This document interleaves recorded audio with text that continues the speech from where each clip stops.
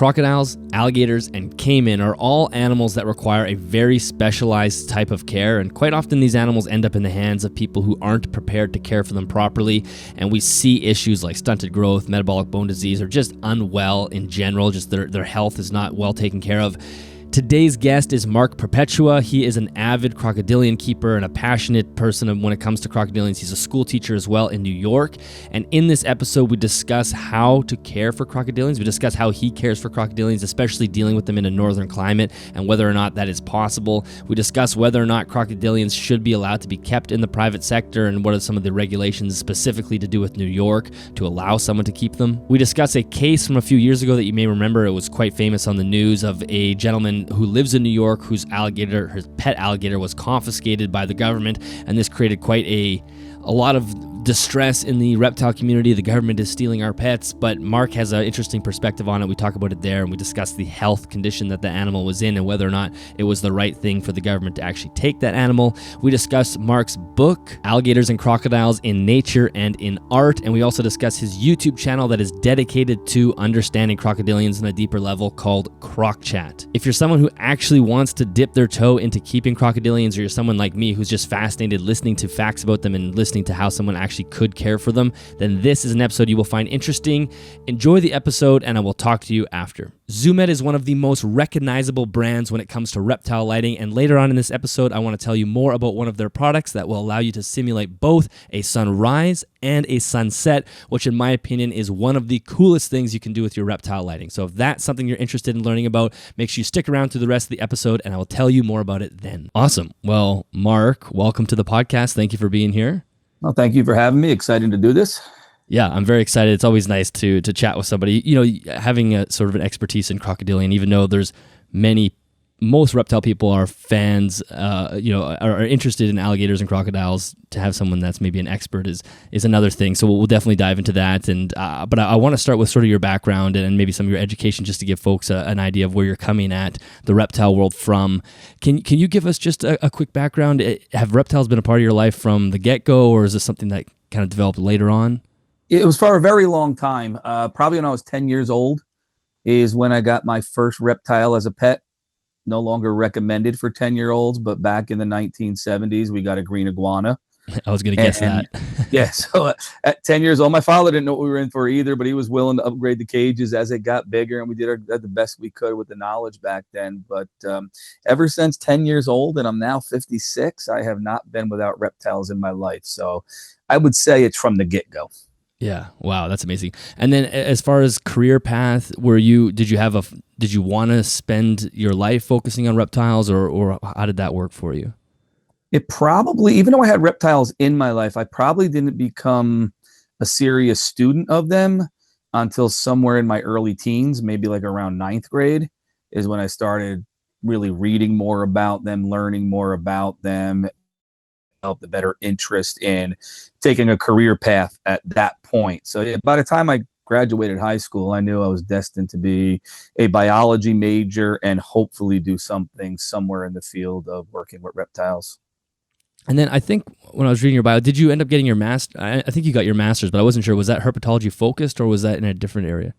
Well, again, depending on the school you go to. In New York State, since I'm also a high school certified teacher, you get an undergrad degree in your specialty. So for me, it's biology and education. So when you do your master, since you already got your education courses in, you can go straight biology. Mm-hmm. But already having taught or being a teacher, I was working at the time, I went to one of our local colleges, but I really lucked out. While we didn't have a straight herpetology department or program, we had a world-renowned professor named Dr. Heinz Meng.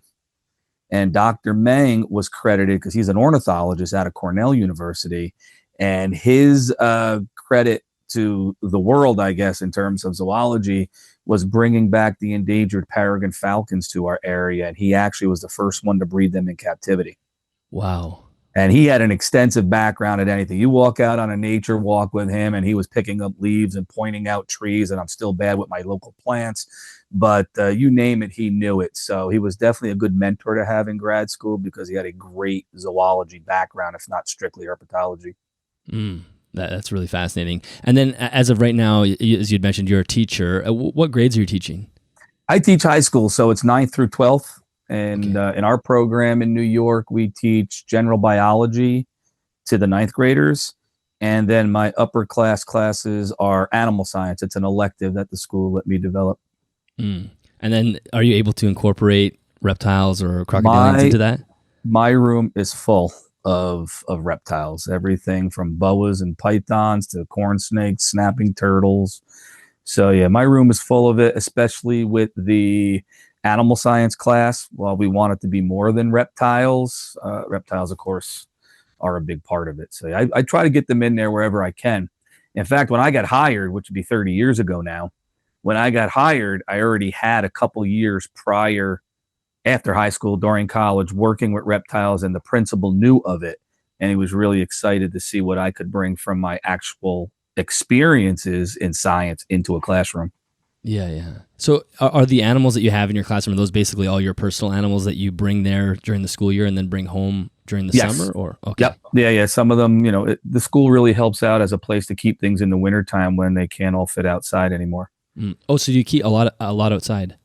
I do keep a lot outside. I have a couple of plastic ponds that are big enough, so I have turtle enclosures and utilize 300-gallon water troughs for alligator snappers. And I do have two big 6x12 with 300-gallon ponds for a couple of crocodilians. Okay. Yeah, that's so what crocodilians do you keep? And then I would also love you'd mentioned a few like boas and the snapping turtles. Is there anything else on the list that you like to mention that you keep right now? Well, I still do general reptile shows. So outside of teaching, I've been doing reptile lectures since I was 19. I actually got lucky enough after I got my first gator, a wild caught snapping turtle, and a pet iguana. And my younger sister's fourth grade teacher let me come in and do a presentation. So I thought there was a chance to make that a living, but it was tough. There was no internet. Advertising was expensive. Travel was expensive. So I decided to use my teaching degree and settle down teaching. But I've always continued to do the reptile shows. So the actual question, because I can go on many tangents, the actual question was, what else do I keep? So it's still a generalized reptile program. So I have all kinds of snakes, lizards, turtles, and of course, a few crocodilians. Now, was there something specific that got you into crocodilians? Like I said, almost every reptile person's fascinated them, but to take the next step to actually keep them, and we'll talk about the book that you've written and stuff. Was there something specific? I don't know. Okay. And whenever anybody has a direct answer, I mean, there are a couple things that happened in my interest in animals along the way that I can point to. So before 10 years old, before getting my first iguana, I loved fish. We didn't have Animal Planet in the 70s. I grew up watching Jacques Cousteau when his specials were on. So everything was underwater. And of course, I was a kid in 75 when Jaws came out. Mm-hmm. So I'm actually looking across my room at a Jaws Lego set my son bought me for Christmas.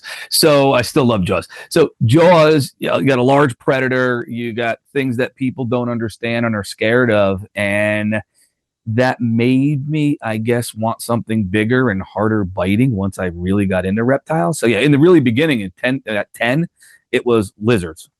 Maybe a boa constrictor, because I think my cousin had one back then. But then when I was 16, I saw my first reptile show, an actual presentation, and he had a live alligator, and I believe he actually had an American crocodile in that show. And these things were 5-6 feet long, and they just sat on a table, and he was able to hand them. And I went, wow. And so it was probably right around then, because by 19, I had my first alligator. Okay, wow. So you jumped right in. Yes. I mean, I guess 19 is still a young age. I wasn't really sure I was going to get the permits, and it wasn't as hard as I thought. I mean, it was like taking a test. You had to fill out the questionnaire of what kind of care you're going to give them and everything. But next thing you know, I was approved and given a license to go buy an alligator. Do you think that you were prepared to keep an alligator, or was it more one of those things where you kind of had to learn along the way? I had to learn along the way. I had no previous experience with them. Well, I shouldn't say no. I actually got my first crocodilian when I was in college. Somehow your reputation gets out. Maybe I talk a lot about them. And a guy in Chem Lab comes up to me and goes, "You like reptiles?" I'm like, "Yeah." And he goes, "You want a caiman?" So he had this little tiny, I don't know, 12-inch spectacled caiman. And he knew they were illegal. He just told me to keep it under my hat too. And I said, absolutely. And then about 2 years later, maybe three, as I'm approaching 19, he the caiman got loose. And that created a whole news story in my neighborhood. It actually somehow made it down the street, took a month to get discovered by a tow truck at a local garage. And my area was surrounded by woods. I went out at night going ew, ew, with the chirps and cries trying to find him. And anyway, he turned up, made a lot of news outlet. I couldn't get him back. The DEC was nice in not letting me incriminate myself. They didn't even take my name. They just said it's in a better place. Mm-hmm. So when I went forward to get the permits, there was a local, I guess I call it a roadside zoo at the time. I mean, it's not accredited. It wasn't huge. It was just a really cool vacation spot, a place where visitors could go in and see a bunch of reptiles. So I contacted them, and they had a little alligator, and they helped me get the permit, and that's where I got my first gator from. Wow. So how do you, like, when you bring, how small was it? I'd love to know how small it was when you first brought it home, and how much it cost, because that's always fascinating. There's just gators flying around all over the place at that time. I think, especially in Florida, they were like a dime a dozen at that point. Mm-hmm. But I'm also curious, like, how did you set it up, and was it success at first, or was there a big learning curve? The learning curve was more on just handling it. I mean, alligators are meat eaters. Mm-hmm. So it's really not hard to get an alligator to eat. They're very hardy compared to other crocodilians because they tolerate cooler temperatures. So if you're off on the cool end, the most it might do is go off food. But other than that, yeah, the biggest learning curve was just handling it. It wasn't extremely friendly at first, but I learned to work around it. Never got a serious bite. Got all my fingers, all my toes, and we progressed from there. And do you remember how much you paid for it? $250, I think. Oh, okay. So that's actually a lot more than I would have thought. Well, he was already 3.5 feet long. Okay.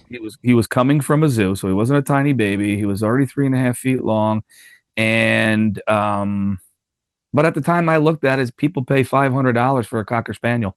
Mm-hmm. So I'm like, $250 for an alligator that's going to live 3 times as long? Absolutely, it's a no brainer. Yeah.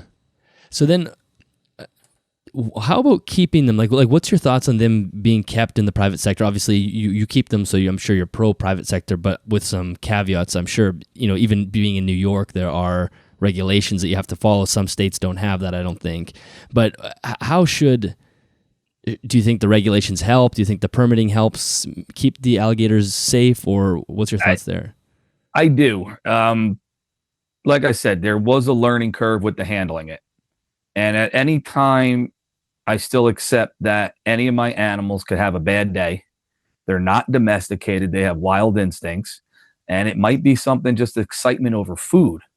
So it's real easy, even for an experienced person, to end up getting a serious bite one day. So that's one commitment you got to make. And I know a lot of people, if they go down to even something like a bearded dragon or a tegu, it's like, oh, if it bites, I don't want it. These things are supposed to sit on your lap like the one I saw on YouTube. Mm-hmm. So that was one thing I committed to even at 19, that I know this is an animal that can give me a serious bite, but I want to work with them in a professional way. I don't treat them like Wally the support gator. They don't walk around on a leash at PetSmart. I don't put them on my shoulder. And I'm not knocking that. I'm just saying at my age, when I started, these were wild. We didn't even give them names. They were wild animals. They were, zoo specimens that I got to travel with and show people.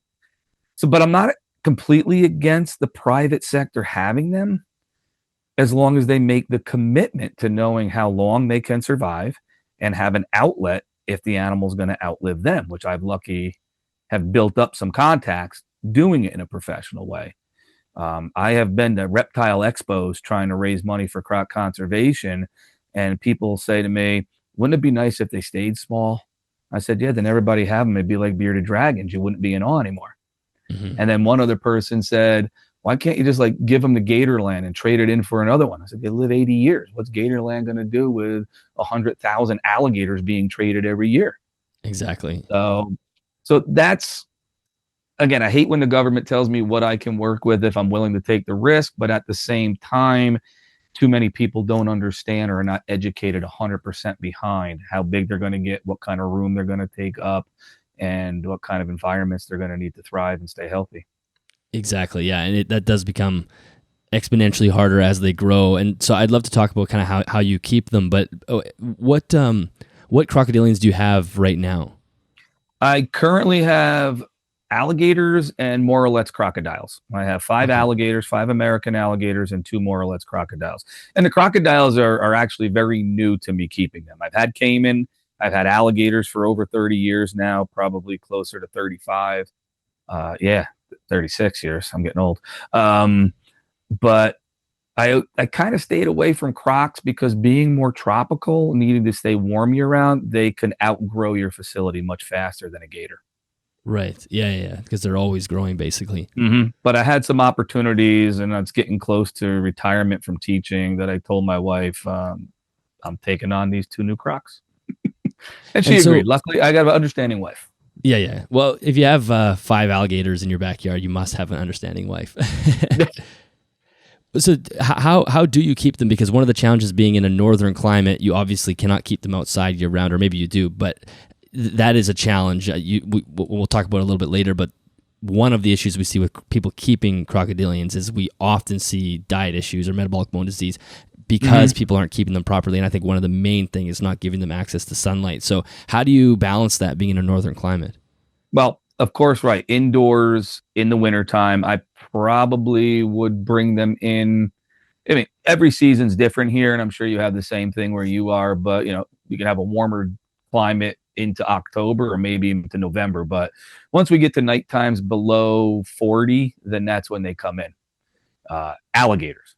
Crocodiles, of course, require much warmer temperatures year round. But the alligators will stay out longer. When they're indoors, I utilize, like I said, 300-gallon tubs. I built a new reptile shed a few years ago. So my alligator enclosures, and at the time I only had 2. I had actually decided as I get closer to retirement, let's lighten the load. I don't need this many, but I'll tell you how some of the other ones came along in a little bit and why we're back up to 5 and 2. But so I just used large, they're probably just over 4 feet, but not quite 5 feet, Rubbermaid tubs. They're the short ones, and those are their pools. And then I built decks around them. So the cage for a 4-foot gator is over 7 feet long and almost 3 feet wide. So it gives them enough room and plenty of room for basking. And then the temperature can be dropped on an alligator, so they're not extremely active. Right. I guess in the wild, they're used to a cooler winter anyway. Well, yeah, believe it or not, even in the south of the U.S., we just had this year especially, we had another cold snap go through where I think Dallas, Texas, and parts of Louisiana, I think New Orleans got almost 8 inches of snow. Yes, I saw that. And it lasted really a short period of time. It all melted, and 2 days later, my son lives in Lafayette, Louisiana. 2 days later, it was 70 degrees again. But they have to be able to handle these short periods of cold or prolonged periods of what we would call cold in a northern climate. To them in the south, that 40 degrees is cold to them. Right. But exactly. in Georgia, North Carolina, where alligator range extends, they're going to get those cold temperatures all the way through March. Right. Yeah. So they can handle it. It's probably good for them. Part of their metabolic, their system over the year, having a cool down period makes a lot of sense. Like any animal. Yeah. So do you think that they can be kept inside permanently, or do you think having the summer months outside is basically a vital piece of their health? I'm old enough that just like probably other old timers, you've seen a big change. I know you've done a lot of shows about stimulation, enrichment, cage size, and I had to come a long way too. I do think they can be kept indoors. There's a lot of northern zoos that don't bother offering outdoor enclosures. Bronx Zoo is a good example. They don't have the room, and they keep things like Cuban crocs and Tomistoma, so you're not going to have them outside for very long in a New York climate. So they're successful, but it just means banks of Vitalites or mercury vapor or whatever is going to provide the needed radiation, UVB, that these animals are going to need to prevent metabolic bone disease. Yes, but I'm sure having access to outside makes that simpler for you as a keeper, right? Because you I don't think there's any book or any expert that would deny unfiltered sunlight is still the best UV source. Mm-hmm. Right. Yeah, it is fascinating because we had mentioned off camera or off air. I remember was it last summer? Somebody had sent me this story about an alligator in New York being confiscated, and it was I can't remember the story exactly, but I think the premise was the government is taking somebody's pet, and then I remember looking at images of this alligator and thinking, well, this alligator is not in good shape. It looks like super short snout. It looked like it barely had any teeth. The eyes were super clouded.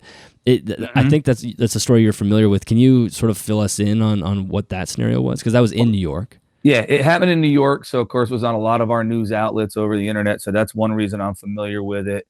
And what makes it better, me being from New York, is not just the story of the government taking his animal. I know the permit process and where he made a mistake. Because the big part of the story was, he had his permits. They just wouldn't renew them. So back it was right around COVID. So 2019, 2020, I got a letter, and everybody else who had a license for exotic animals, reptiles, or whatever else they were keeping, we had to meet new standards to continue keeping our license. And caging requirements, insurance requirements were the two major steps that you had to make compared to what we used to have to do. And he never met them. And we had a full year's notice to get ready or find them new homes. And then it still took him, if it was COVID, another 3 to 4 years before they actually went and confiscated it. So he had all the time, and he had plenty of notification as to what happened. And, I don't know the guy personally. I don't know his name, and we'll leave his name out, I guess. It's just, there was an opportunity. It wasn't like the government just decided. I mean, changing rules, that does affect you. That's one of the reasons I was trying to cut back. But at the same time, he did have his warning. As for the condition of the alligator, it looked really bad. And I don't know what caused that. Was it early keeping in too small of a cage, lack of UV, obviously some metabolic bone disease in the face? And I don't even think that animal could open its mouth all the way. There were videos of him having to push food in it because its jaws were kind of locked, which would again be the metabolic bone disease. So he loved it. I don't think anybody tries to hurt the animal, but without the right education. And this is where the permits come in that can be useful. If they didn't do their homework and they didn't know what they were getting into, that might have what led to the alligator not being in perfect health. But it was alive. Yeah, it was alive. But it is one of those scenarios where it's a very important animal to the person. The person obviously loves it and cares for it, but maybe doesn't have the right tools or resources to do it properly. Or like you said, maybe it was something that was out of his control because he got the gator like that in that condition. Mm-hmm. But it was hard to feel bad for the keeper when you see the condition of the animal, even without knowing the full story, just because you think, okay, well, this animal looks like it could, if it was in any other scenario, maybe thriving a little bit more. So does somebody come check up on your facility or your place to make sure that you're following the permit regulations? One of the things that surprised me in my early years, not only getting a permit as young as 19, which I like to believe was an adult. We all like to believe we're an adult at that age. But while they asked what I was doing and how I was doing, nobody ever inspected. I know they inspect for mammals. I know they inspect for birds, like birds of prey, but nobody has ever inspected my facility until this law change came. Now, when this law change came 4 years ago, they at least wanted pictures. So it's kind of hard to fake pictures unless you actually have the facility. So that's it. I've been photograph inspected, but never visited. Okay, but that's better than nothing. As far if we're talking about regulations that hopefully will increase the welfare of the animals, pictures obviously can be faked, but it's not as easy to fake them. Right.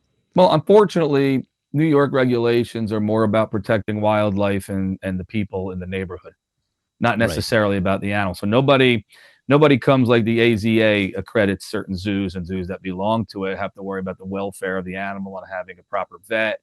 Nobody ever came and looked at the health of the animal, make sure I'm providing the UVB or what the space that they need. They were just more worried about double door cages, so escapes are less likely, right size fencing so that escapes are unlikely, and that I have a recapture plan in case an escape happens. Right. Yeah, that makes sense. They're definitely the cover your ass kind of protocol. As long as Exactly. yeah. Is your which that to me makes sense as well, because a lot of times government officials aren't going to have the knowledge to dictate how an animal should be cared for, and that's where you run into problems with regulation, right? Because I wasn't sure if you froze for a second. I blanked. I'm sorry. Yeah. Light got in my eye. Yeah, you're good. You have these government officials that maybe can't tell the difference between species of crocodilian, and then they're dictating how you should care for them. That's a problem as well. So just making sure the animals don't get out and hurt people is probably good. Do you want to tell us how you ended up with 3 additional alligators when you're planning on just having 2? Well, I originally, over the years, I had my first alligator, the one I got at 19, I kept for 30 years. Wow. And he got to about 7 feet long. And then I decided, even before the regulations, I had 7 alligators at the time. 3 foot, 5 foot, a 4-footer that never learned to trust me. He was like wrestling a wild alligator, but he was my favorite show alligator because he was the right size. And then I had a couple of smaller alligators. So I decided to find them better homes, give them more room. I mean, the 7-footer was only coming out if I could get big bucks at big venues, and I just wasn't doing it. And then when COVID came, it certainly wasn't happening. So I ended up finding some good homes for them. And then when the COVID rules hit, I actually ended up getting rid of all my regulated species, including the 2 or 3 alligators I had left at the time. So I was down to 0 gators. I got rid of my pythons because they were regulated, bigger pythons in New York, every ticks and berms. Got rid of all my venomous stuff that I used to have just to make sure I wasn't going to get in trouble. And I continued with things that weren't regulated. Tegu, savannas, boa constrictors were big enough. Iguanas were not regulated. And I got a couple of really nice alligator snappers to impress people. And that took me down to nothing. But then after COVID, I kind of felt like it all happened so fast. I never had a proper send-off in terms of announcing it to my crowds or the people that know I've been doing shows for years, especially with the internet available. So I knew somebody that still had an alligator who hadn't surrendered it or found a home yet. We were still in that 1-year grace period. So I said, can I borrow the alligator for a YouTube video? So I made this little send-off, and then another friend had some rattlesnakes, so I borrowed those. And we did this little send-off, and I explained why I was having to get rid of them. And then after it was all done, I brought the rattlesnakes back, and I said to the other guy, I said, what are you going to do with the alligator? Because I can't afford those new things. I said, then why don't you let me have it? He goes, well, what are you going to do? I said, turn it into publicity because of the way the laws changed. I'll figure it out when it comes to it. Mm-hmm. And then I ended up changing everything that was necessary, met the new laws, and made it official. And I can't go out in public and not make it official. So I finally decided not to play the game, not to be the wise guy after what happened in Buffalo. So I might as well be legal. So at that point, it was supposed to be 1 alligator. And then the guy I got that from, another lecturer, was going out of business, and he had 2 alligators. So I'm like, all right, I could take 1 because 1's only a baby. So now we'll be up to 3, but 1's tiny. It'll fit easy in a 40-gallon to get started. And then that lasted for a while. And then I went down to Croc Fest to help out with croc conservation. I'm not sure if you're familiar. Croc Fest is a festival held twice a year where they help raise money and just people get together, talk crocodiles, have an auction, have a good time. And so I was down there, and they were auctioning off little Morelet's crocodiles. And I figured at an auction they might be cheaper. They ended up being more expensive than I've ever seen. But there was another breeder there that had a really good deal. And I ended up saying, all right, what the heck? I'll buy Morelet's. It's young. It's going to take a while to grow up. So now we're up to 4. And then I was working at a fair, and another animal person goes, we got this 4-foot alligator. It's not friendly. I can't handle it. It was confiscated from a murder scene in New York. Wow. And they showed up to a scene where an argument ensued and somebody got stabbed, and they found a pet alligator. So the DEC brought it to these people because they were permitted for many, many different types of animals. But she's like, I can't handle this alligator. So I said, all right, I'll take that one off your hands. And then November of last year, an alligator was found, released in a creek in the next county or 2 counties down from where I'm at. Wow. And that time the DEC called me because there's less and less people now with the new regulations having crocodilians legally. So, we named that one Guidry, and Guidry came to me in November. And right after I picked him up on a Friday, I got an email on a Sunday that a small zoo in Connecticut had a 4-foot Morelet crocodile who only wanted to eat all day. So as long as there were visitors around his enclosure, he was swimming back and forth, thinking they brought him food. And he was never getting rest. He was constantly on the move looking for food, but not constantly being fed. So they thought maybe he needed a more restful environment. And in my situation, only during handling times or when I'm in the shed, he's not viewed constantly by people walking up to his cage. So I went and picked up another 4-foot crocodile. And here we are. So that's up to 7. I kind of promised my wife that's it, but I can't see. We'll see what happens. Yeah, I mean, eventually space becomes a thing as well, I'm sure. Well, it does. So those 2 cages that I mentioned for crocodilians in the new shed were built for alligators, the 2 4-footers. That where I can get a little bit of heat, I guess, is alligators are easy to stunt. And based on the sources and knowing the ages of these alligators are already stunted. And because they live in cooler climates, that's why it's so easy. They're perfectly healthy in every other way. They're just not going to be giant gators in 10 years. They could live 20 years at 5 feet long. So those cages were built to be suitable for northern alligators in New York State. The crocodile, I'm not going to be able to do that with. I had to add a water heater to keep that at 80. I had to add a heat panel on a thermostat to keep the land area 85. And now we're going to have to see how fast Tiki grows. If you are a regular listener to the podcast and you want to help support the production of the show, make sure you head to patreon.com/animalsathome. For as little as $3 per month, you can help me pay for the service fees that go along with editing and producing the show. And for as little as $5 a month, you have early access to the episodes. Thank you very much for your support. Enjoy the podcast. When an alligator is stunted, if it's brought to a climate that it's warmer and it's being fed abundantly, will it actually grow out of the stunted size, or is it once it's stunted, is that kind of a permanent thing? It will continue to grow. So my understanding of stunting is all things have a genetic window for proper or best growth, and of course that's when they're young. So we'll go back to my first gator. I had him for 30 years. He reached 7 feet long, which is really small for a gator of that age, but I got him at 3.5, and I'm pretty sure I was told he was in his 20s when I picked him up. Oh, wow. So he was already stunted. So with heat, with food, and a bigger cage, he did grow, but it took him another 30 years. So now this thing's in his 50s, and who knows if he's still alive now, because a gator probably lives like a human between 50 to 80 years. But yeah, I do believe they'll always grow, that indiscriminate growth that reptiles have. I don't think we'll ever stop that. But with age, just like they reach that genetic potential, and even though an alligator is growing, we don't find them over 12 to 14 feet that often. Right. So there's still the genetic potential of how big it will eventually get. But I also think there's that genetic potential of it needs to grow in a certain window. So yeah, my first gator grew, but it took him a really long time to get there.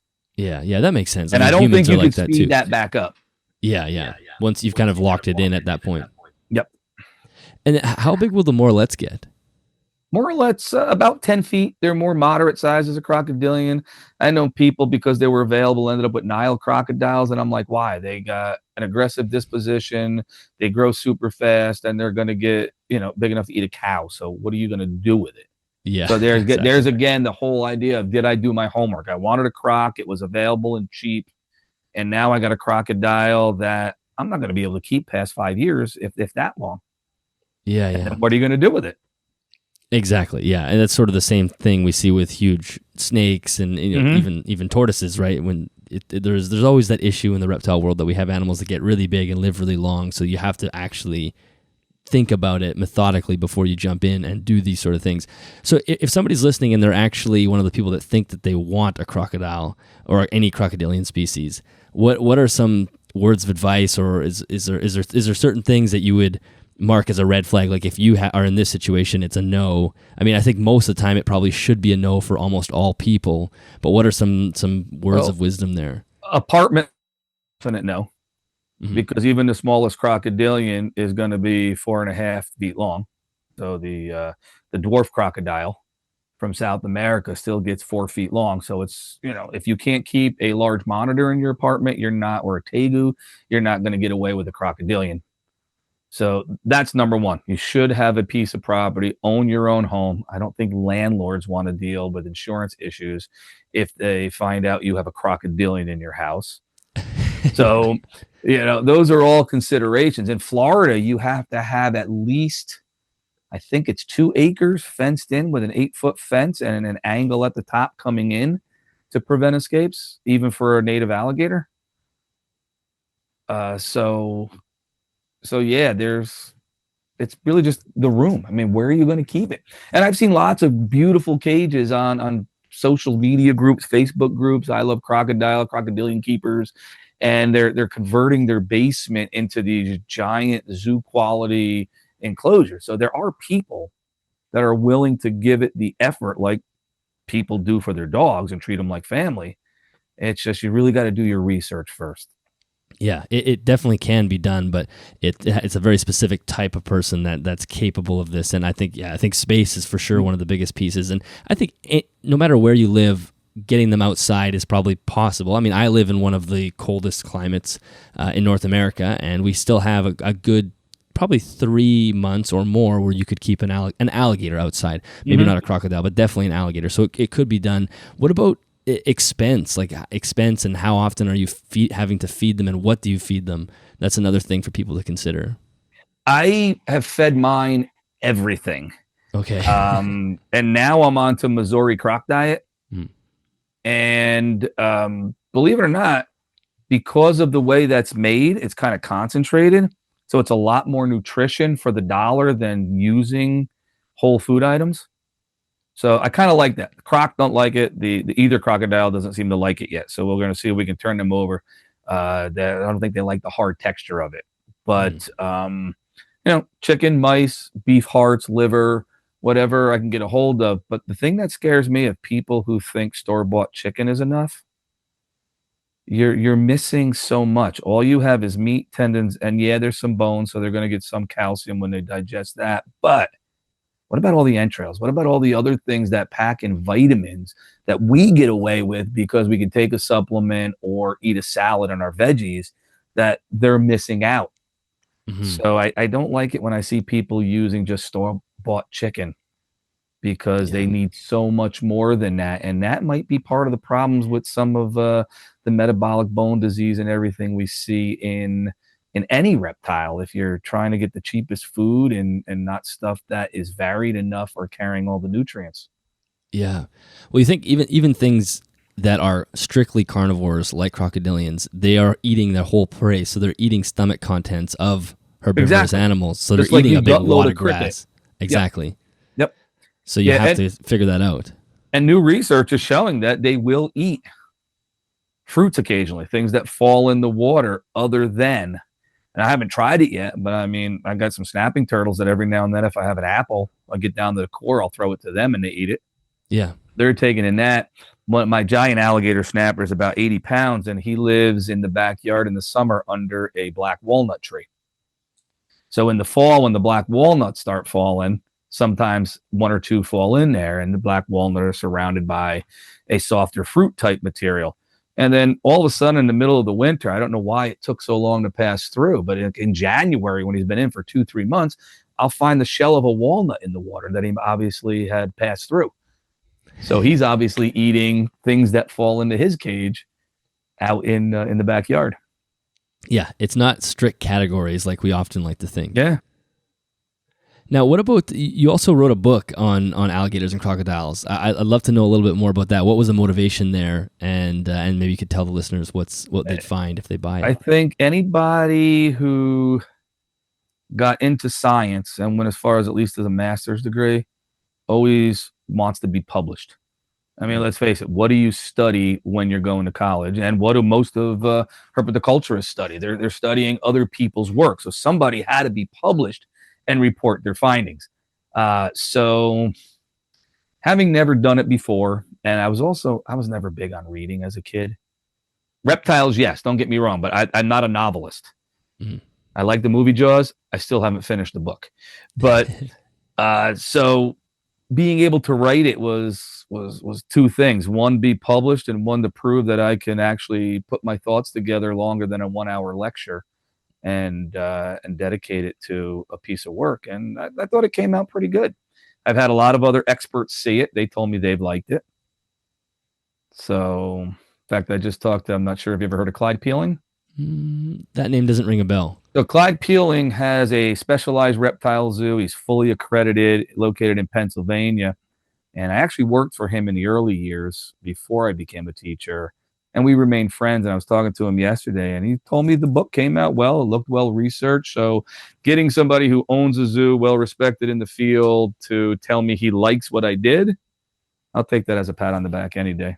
Yeah, absolutely. So what's in the book? Is it mostly just kind of your information on each species, or what's the breakdown? Well, I never knew what to write because there's so much out there. How many times can you reinvent the wheel? How many times can you put the same information out there? So one of the reasons I probably never did it in my 30s or my 40s was I live in New York. My experience is with 5 to 7 alligators in my basement and in my backyard. So where am I going to come out to top Florida experts and Louisiana experts, or the guys in South America? So over the years, I've also liked to draw a lot. And when I found Croc Fest, I don't have a lot of money to donate, but I found that other people were donating artwork and artifacts and things that they bought just so they could raise money through an auction. So I drew a gharial, and I sent them a picture. Like, oh, we'd love to have that. They told me it brought almost $300. Oh, wow. So the following year, I started adding color, and I do a lot of digital art. And it came where they finally asked me to do a T-shirt for them. So I did one of their T-shirt designs, and that was the festival I made. So over the years, I've been drawing. So I thought to myself, after that happened, I've got some experience now in a zoo. I've got some experience with some other professionals. And now I can add my artwork for conservation to it and use it as also some of my illustrations. So I think I finally had plus some of the stories of things that have happened in my career. You know, not just the good things, but some of the little mix-ups or funny stories that go with it.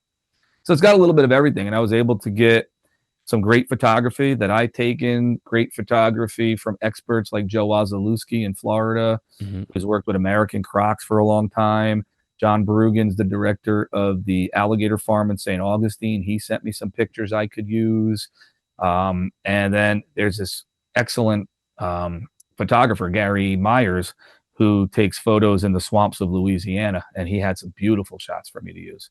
That's cool. That's very cool. My artwork, some of my stories. It's got basic biology. How long did it take you to do? It took me almost a year, but as a full-time teacher with a full-time, I don't do shows every day, but I'm busy enough with all the animals. I got to take care of them every day, piece of property to take care of, housing repairs. So yeah, I didn't dedicate every day to it, and I didn't put a 6-hour day into it. So I picked it up when I could, drew a couple pictures that I needed that I didn't have yet, emailed some people. So it took about a year to put together. Well, it's a really cool project. And if people want to pick up, I know it's on Amazon. Is there any other place to pick it up? The only other place to get it right now is me personally, but Amazon's the easiest because they take care of everything and they'll send it right to you. So yeah, you can either type in the title of the book, which is longer. It's got a subtitle. In fact, right here behind me, if I can grab it. It's Alligators and Crocodiles in Nature and in Art. And it's, my name, Mark Perpetua, and it's the only thing I have on Amazon, so it goes right to it. Okay, cool. And I'd also love to talk a little bit about your YouTube channel as well, because this kind of blends nicely in with the book, just you sharing knowledge of things that you're passionate about. So can you tell us about Croc Chat? Croc Chat just started. I released the first episode February 1st. And again, I've been doing live lectures for 35, 36 years, as I mentioned. And I kind of avoided the technology side of it. So not to sound too old, I don't want to keep saying I'm an old man. I think I got a lot of years left, even working with animals. But, we didn't have computers in school. We certainly didn't have smartphones, and internet really just became big when I started teaching in 1995, that we had to do workshops as teachers to learn how to use this new technology. Yeah. So when YouTube first started and GoPros first came out, I was like, you had to read manuals. Today to kids, I watch my own children with an iPhone and they show me things all the time that I can't do. I mean, they're adults now, but still the idea, they were brought up with that technology. Yes. So It's more innate. I was always fearful of it. So I missed YouTube when there were less people on it. And I had some exciting animals, diamondbacks, timber rattlers, gaboon vipers, reticulated pythons, and bigger alligators. But I missed all that. So when I said I did the videos for the say goodbye kind of thing with the alligators and talk about the new regulations, another friend of mine, in fact, you know him, you were on a podcast that he worked with, Brian Parkhurst. Do you remember that? Oh, yes, that's right. Yeah. So Brian's actually a friend of mine. And while he was doing the podcast with Greg, he and I were trying to do YouTube. But Brian had the technology side. He had the cameras, the microphones, and the editing software. But again, busy lives took us in different directions. We're still friends. We still talk almost every day. But one day, and it was just, I think, Christmas break. So literally just this past December, I sat down at my laptop and said, I'm going to teach myself something so I can edit something. And I was like, wow, this is easy. Yeah. It's a lot easier than I thought. So I'm not saying that mine are perfect. They're not crisp. They're not looking like a Nat Geo special on TV, but they're better than just watching me reach for the button like you used to see me turn it on and turn it off because I didn't have any editing software or any remote control. So I figured the best way to do it is just put what I make out there. Why wait to perfect it? Yes. So each video has been a practice, and I'm at 6 episodes now. And I think each one's gotten a little better. And now I'm learning how to play the YouTube game. I learned it's more than just put your video out there and hope people like alligators. So I'm hoping it can only get better. And I got a lot of big plans for it. So it started with what I can do here. This is my little studio backdrop right now where I film in studio parts. I did a special on the St. Augustine Alligator Farm from a time I visited it. There's some clips in one episode or some of the commercials I put out on social media of a trip to the Everglades I made, but not knowing I was going to take it this far, it wasn't like video planned to be used. It was just a couple seconds here, a couple seconds there, and mostly still photography on my phone. Mm-hmm. So now I got more plans going forward. And once we get outside, I'll add some more excitement. When I do feeding demos, training demos, that's another thing. Being able to train a crocodilian is amazing. And right now, I should be visiting Okefenokee in April. I haven't been there yet. And I hope to visit the Atchafalaya Basin in Louisiana in July. And there'll be a whole bunch of live outdoor footage going on as we that's cool. If you actually want to see the natural, beautiful colors of your plants and animals in your vivarium, then they need to be lit up by a high-quality lamp. And that is where ZooMed's ReptiSun LED hood with sunrise and sunset timer comes in. This lamp has an extremely high, best-in-class color rendering index of 94, which means the natural, vibrant colors of both your plants and animals are going to pop in the Viv, especially those that have red color, whether that's plants or animals. They are going to look incredible under these high-quality LED chips. And of course, the new exciting feature of being able to program a sunrise and a sunset, meaning you can actually gradually increase and decrease the brightness of the light by 10% increments to simulate that slow rise in the morning and slow set in the evening. It is IP65 rated, which means it's perfect for humid environments. And if you're somebody that likes to be efficient with their space, then you'll definitely want to check out the ReptiSun LED UVB combo hood. That includes both the LED strip for visible light as well as programming the 90-minute sunrise or sunset, and a T5 for your UV production that runs on a on-off timer. The hood has aluminum housing for efficient heat transfer and longer life. It has independent timers for both the T5 and the LEDs, and a T5 UVB lamp is also included with the hood. For more information on this or any other ZooMed product, make sure you head to zoomed.com or check out the link in the show notes or the YouTube description. So if anyone's looking for information on crocodilians, your channel is going to be the place to go. Are you going to, I mean, you've already titled the channel Croc Chat. So is it going to essentially stay focused on crocodilians? Do you think you'll branch out at all, or do you want to just keep it laser focused? Because there's probably so much content you could do in that domain. There is a lot of content. Right now, the videos are short as well. Don't forget, as teaching high school, I work with teenagers. So anything over 10 minutes, they can't focus on. So I'd love to do long content. I'd love to get a documentary out or that level. But for now, I think 10 minutes is perfect, and cover one topic at a time. So right now I got a training video with the crocodile showing. That's a real short one. I got what alligators do when it's cold out. We talked about that. Not only did they get snow in Louisiana, they had ice. So it talks about how the alligators survived through an ice over, but why they can't do it in New York. The visit to St. Augustine. The last one was alligator versus crocodile. Yeah, I was gonna bring that one up because I think that's one where the listeners will think, oh, that's like they all know, but I think it's more nuanced than just the.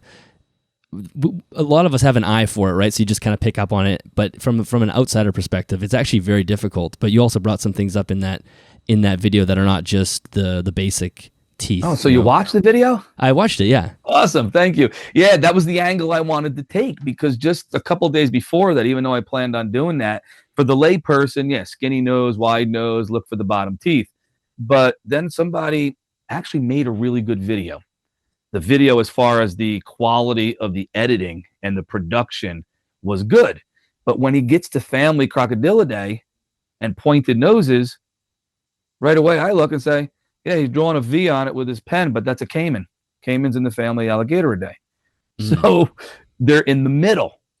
And then other people have pictures of all three. A American alligator, and a spectacled caiman. Well, dwarf caiman don't have the ridge. They're not spectacled. So you're still left with these animals that don't follow the rules. And my least favorite one is crocs are bigger and more aggressive. And everybody goes with that. Then that's because of Nile crocs. Our American crocs are very, very shy. We don't hear people getting ripped up on Florida beaches by them. They really try to avoid humans. And the Morelet's crocodile fits good into a captive show situation because they're just like gators. They're very laid back. They're not a big species. They don't pursue a lot of prey. Anything will be defensive, but with a little bit of care and gentle training, I got a Morelet's crocodile that'll sit in my lap. Right. Yeah. So it's not as straightforward as, looking at the shape of the head and right. Yeah. So I think that it's really interesting. And even for people that feel like they have it nailed, it's nice to hear some of the nuance and some of the details into that. So if people are listening and they're interested in crocs, your channel is going to be the place to go. It'll be interesting to watch you develop that over the next year or so. I appreciate that. Yeah. I'm really looking forward to that. Why don't we wrap up? You'd already mentioned it with the reptile encounters, your other work that you do with doing presentations and whatnot. I'd love to know a little bit more about that. You had mentioned that you got rid of some animals and now you're working with, what'd you call them, the unregulated species? Well, I'm back to regulated as far as my crocodilians. Right, yes. And I got Burmese pythons back.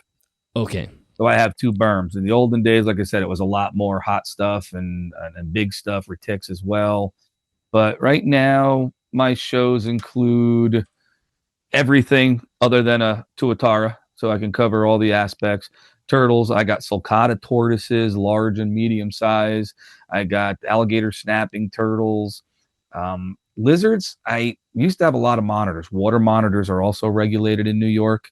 So everybody's got savannas. I didn't want that. So some tegus came my way as rescues, so I took them in. So I got tegus and iguanas. I got a beautiful 5-foot-long iguana that I know a lot of reptile guys will be like, all right, they're invasive, they're pains in the butts, they become pests. But then with alligators and crocodiles, that's a good part of my storyline now. It's like, all right, a lot of what I have is found in the South that I like to work with. And then how do you fit a tegu, a berm, and an iguana into a reptile show if I'm talking about my alligators and snapping turtles from the South? Invasives. And then it gives a story of, how we need to protect environments. And while I love iguanas, they don't belong in Florida. Right. Yeah, absolutely. Do you find that, I think this is the experience with many people who do education with reptiles, is that you have this, people the general public thinks it's something that they wouldn't find interesting until they're at the show and listening to somebody talk about it. Then they're suddenly they don't know anything about it, and they're just blown away at the information, or they find the animals interesting, or even interesting enough to come up and touch. Is that kind of your general experience where it feels like you're opening people's minds, or do you have a lot of people that are scared still and aren't interested in listening? I still think it's a little bit of everything. Okay. Doing it as long as I have, it was mostly to dispel myths and fears. Like I said, the animals didn't have names. They were looked at as examples of wildlife. I'm still not big. One of the things that impressed me about a boa or even a corn snake is they were predators. They killed for a living. And yes, I wanted to show that they're not mean or nasty. And if once they know you're not food, they're not a danger.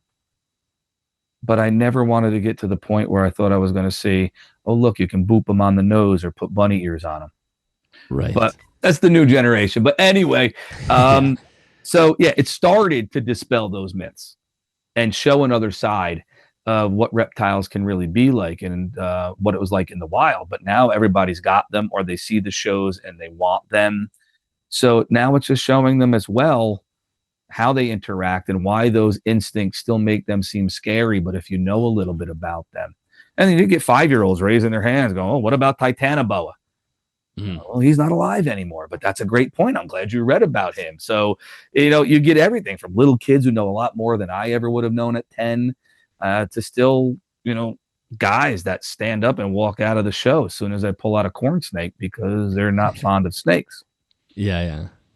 So, when you bring the gators or even the do you bring the crocs to the show as well? I think you said the one. I've been using both right now, an alligator and a crocodile, being able to do the comparison. And after that last video, going, everybody thinks a crocodile's nasty, and then I take it out, and then I show them. Her name's Tiki. That's cool.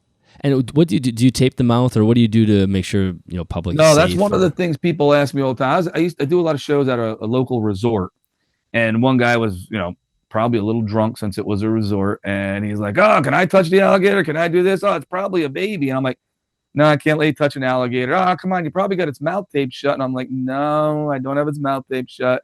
And when I pulled out a 4 to 4.5 foot alligator and opened its mouth and hissed, he was like, whoa, you were serious.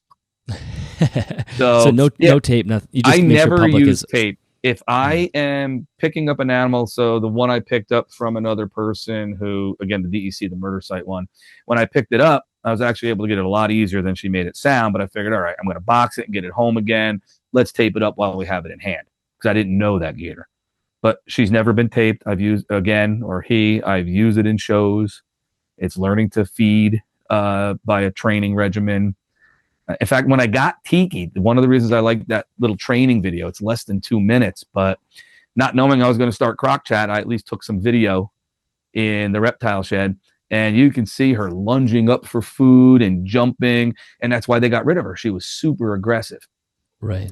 They weren't afraid of her, just her always wanting food. She was always stressed out in an active, never resting kind of way.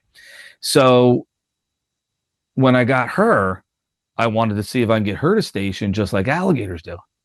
And it took a little while because she was already grown and she already had an experience of just like going after food like a wild croc. But in 3 months, she learned to no longer lunge at me. And in fact, when I get her for a show, she thinks it's feeding time as soon as the cage door opens. She gets into her position, which is really just on the threshold of the door. But instead of lunging out of the cage, she waits with her mouth open now. And I can poke her with a snake hook, and she doesn't turn around and try to grab the hook like she used to. She's learned that everything that touches her isn't food, and she has to wait for the food to be thrown to her, which brings up a whole other story of the intelligence of these animals.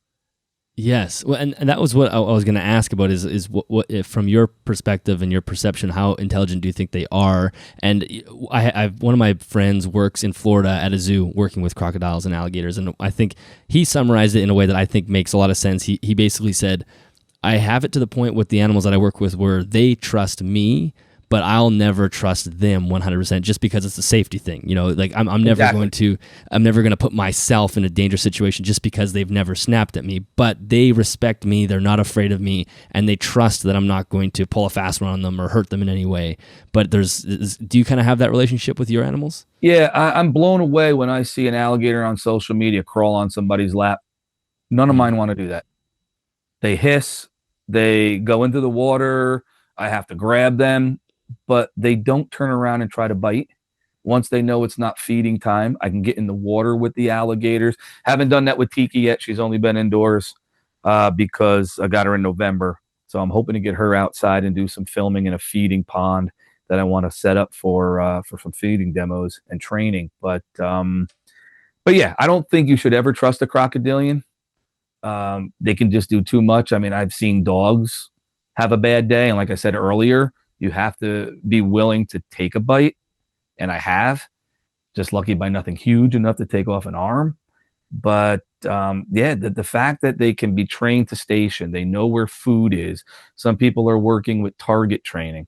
If your croc bites the target, I don't call that target training.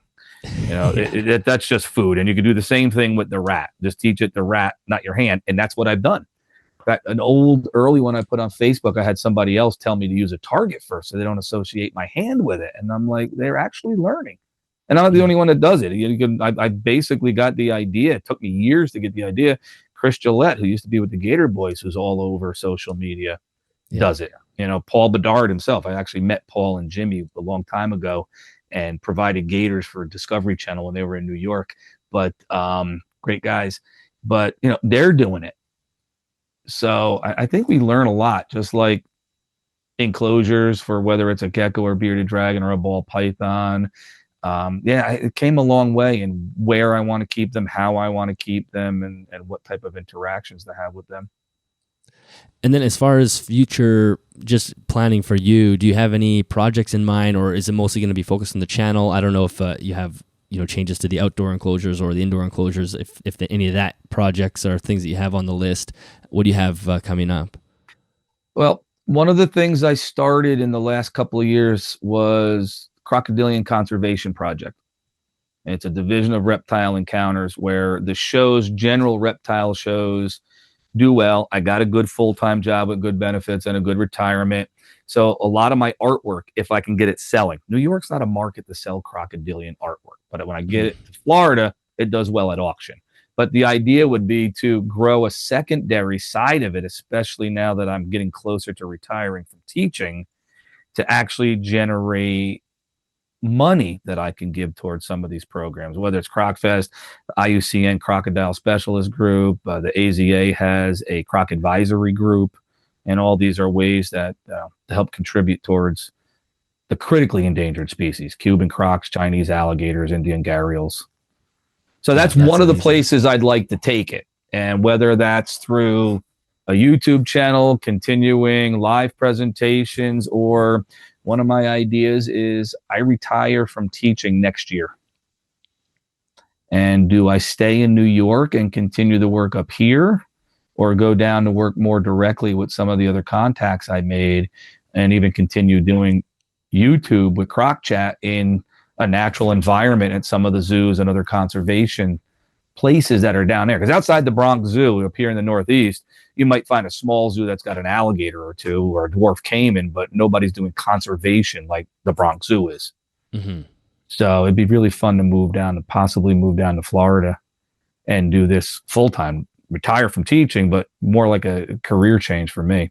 Yeah. Yeah. I wondered if you might consider moving south just to get your, into the in situ basically of the animals that you're so passionate about.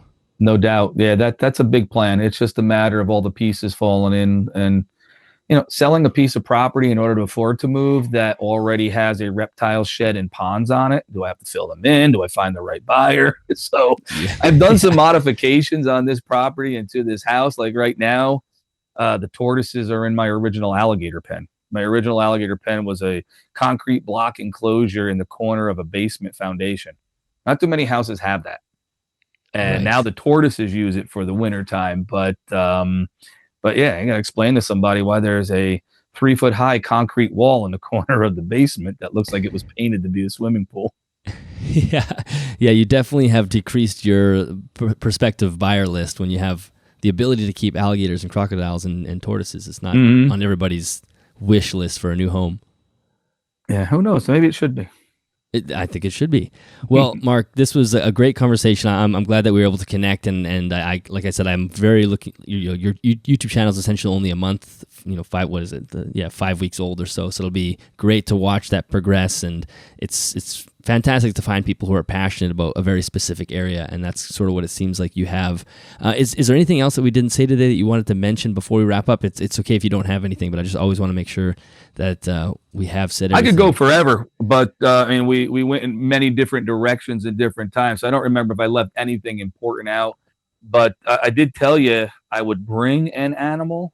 Oh yeah, that's right. Or yeah, two, yeah. and we keep talking about crocodile versus alligator. But would you like to at least meet Tiki and see how far she's come? Yes, so when I got her, the original owner, he wasn't afraid of her, but they did recommend, because of her feeding response, that it would be best to tape her at shows. I picked her up, we taped her for the box ride home, and as soon as I got her home, I took her tape off, put her back in the box, and told my wife to keep rolling. And she said, "Why? You just got her out. Why'd you put her back?" I want to see how she comes out without her mouth taped shut. So yeah, she's been sitting here the whole time in one of my travel boxes, waiting. And just that easy, bending over, she let me pick her up. Wow. So she's come a long way, and it's amazing. Like I said, she stations now. She doesn't lunge for food. I won't trust her and grab her by the head, but she lets me get away with a lot. So being able to show somebody this at a lecture or live program is amazing. But then I get scared nowadays with people feeding them, people wanting to touch them themselves. I see too many videos of people on an airboat tour in Louisiana, and not only is the captain touching the wild alligator, he's letting his passengers do it. So that part's not good. Raising awareness, awesome. Dispelling myths, awesome. But I don't want to be the guy say, don't do this at home, because I was the kid who got an alligator at 19 and did it at home. Right. Yeah. But you're right. There is this weird thing that's happening with our culture where there's a lot of people that have zero respect for wild animals. I follow these weird Instagram accounts of people like going up and trying to touch bears and just things like that, where you're like, what the hell is going on? Bison out in Yellowstone tossing people. Oh, totally. There's the amount of bison videos that are out there. It's just crazy. I think we've even had twice where people have jumped into the African lion pit at the Bronx Zoo, and somebody actually got bitten jumping in with crocodiles at the alligator farm in St. Augustine several years ago. It's like there's a disconnect between nature and reality for these people. So that's why I don't like totally to boot the nose. Point. Yeah, exactly. Yeah, well, she is beautiful. So she's a female, or? I was told she's a female. I haven't sexed her myself yet. Okay, yeah. Well, she's beautiful. Isn't she gorgeous? Yeah. Yeah, she's a good girl. Yeah, and no biting. It's all good. But like at the beginning, to get her out for shows, she still had that high feeding response, strong feeding response, and so she would whip around. But like to get her today, she came up into that stationed area, touched her head with the stick. She knew it wasn't feeding. And when I used the snake hook then to grab her tail because it was behind her and pull it around, she just tried to crawl back into the water. She knew it was a handling situation, not a feeding situation. And again, the fact that an animal that people said have the brain the size of your thumbnail and all they want to do is eat, I just think that just shows, again, a lot more than what we knew 30 years ago when I got started. Totally. Yeah, absolutely. Way smarter than we think. Yeah, that's awesome. Well, thank you very much for showing us her. No, I'm glad I could share her. Yeah, it's very cool. So yeah, I think that's it on my end. Awesome. Well, Mark, that was fantastic. Thank you very much. It was Tiki or? Tiki. Yeah, Tiki's her name. Hold on, she's crawling out of her box. Uh-oh. She's gonna get in the bookshelf. Let me put the top back on. Yeah. Let you get her in her, the lid on there. Time in there. She'll go right back as soon as we're done. Can you let everybody know where they can find? I want to make sure they know where to. We mentioned the book, but also the Croc Chat. Any social media platforms or website where can people connect with you? Well, luckily, all my names are really easy. I wanted my Reptile Encounters name on my URL, but it was taken somewhere else or something, so I ended up with Reptile Programs. So if people just generally look up Reptile Programs, I usually come up really quickly because it's my actual URL. Okay, perfect. So if you just type in reptileprograms.com, that'll bring you to my website. You can see the artwork, the croc conservation page, and other general information. In fact, In fact, I just got an email yesterday. Somebody wanted me to do a show because my page pops up so easy. And I said, your library's in Florida. I'm in New York. I don't think you want to pay the travel. So that happens from time to time. So yeah, reptileprograms.com. Again, my name is Mark Perpetua. That's the easiest way to remember how to look up the book on Amazon. And Croc Chat's 2 words because we're just chatting about crocs. Are you on Instagram at all? I am on Instagram. I think it's under Gator Perp. Okay. I'm not as big on all that. I'm old soul, so I still do a lot of Facebook. I'm trying to up what I do on Instagram, put more reels on and things like that. Okay, cool. Well, I think YouTube's probably the best place for people to go to see your content, and then yes, that's definitely Facebook the best as well. place. They can connect with you.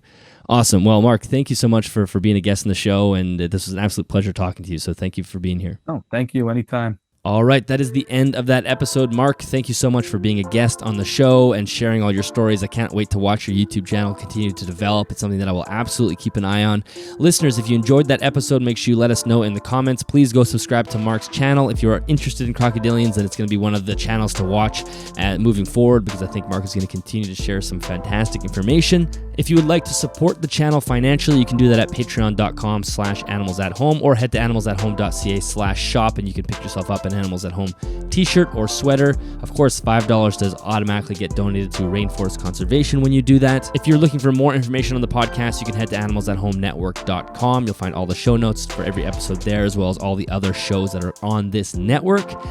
And I think that is it for this one, everybody. Thank you so much for listening. Thank you to Liam Sinclair over at Reptiles and Research for editing this podcast. And I think that's it. I had something else to say, but it's totally gone from me now. Anyway, thank you so much for listening. We'll catch you in the next episode.